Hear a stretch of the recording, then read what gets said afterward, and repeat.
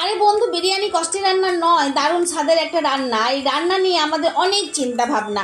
আমাদের বিরিয়ানি মানে ডিমান্ড থাকে প্রচুর, হুম। তাই গবেষণাও হয় প্রচুর। প্রথমেই চাই 100 থেকে 150 গ্রাম সাইজের খাসির মাংস, দুটো ধামসা আলু, আর প্রত্যেকটা চালের দানায় মটন ঘিয়ের গন্ধ। কিন্তু এর সাথে অবশ্যই থাকা দরকার খাসির মাংসের গন্ধ, তবেই হবে খাসির মাংসের বিরিয়ানি।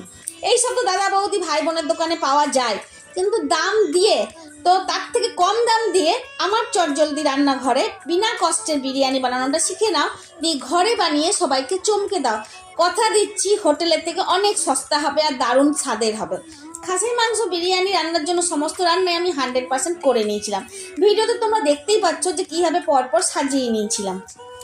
খাসির মাংসের মশলা কষা তেল বিরিয়ানি ভাতে পড়া মানেই তোমরা বুঝতেই পেরে যাবে যে বিনা কষ্টের বিরিয়ানি ঠিক লাইনেই এগোচ্ছে। তো প্রথমেই সাজিয়ে নিলাম শসা কুচি, পেঁয়াজ কুচি, নুন মিষ্টি দিয়ে মাখা দই দিয়ে বিরিয়ানির বাসর দিয়ে ভালো করে আসর জমাতে লাগলাম।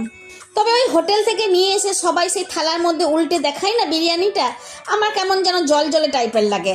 আমার কাছে বিরিয়ানি মানে শুকনো ঝরঝরে ভাত হবে, তার সাথে থাকবে চর্বি শুদ্ধ মাংস, ঘিয়ের দারুণ গন্ধ, মাংস ঝোলের গন্ধ, দুটো ধামসা আলু, আর সামান্য মশলার ফ্লেভার, আর গোলাপ জল, কেওড়ার জল, মিঠা আতরেরও গন্ধ।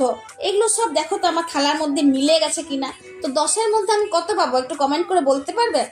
ভালো লাগলে অবশ্যই সাবস্ক্রাইব করবে। ধন্যবাদ।